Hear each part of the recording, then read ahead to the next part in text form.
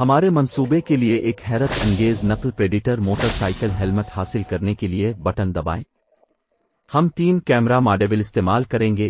एक मियारी raspberry pi 8 megapixel sensor, short view infrared रोशनी के लिए एक इंफ्रारेड फिल्टर लेस सेंसर और गर्मी के दस्तखत ओहे के लिए floor Lipton 3.5 thermal imaging sensor.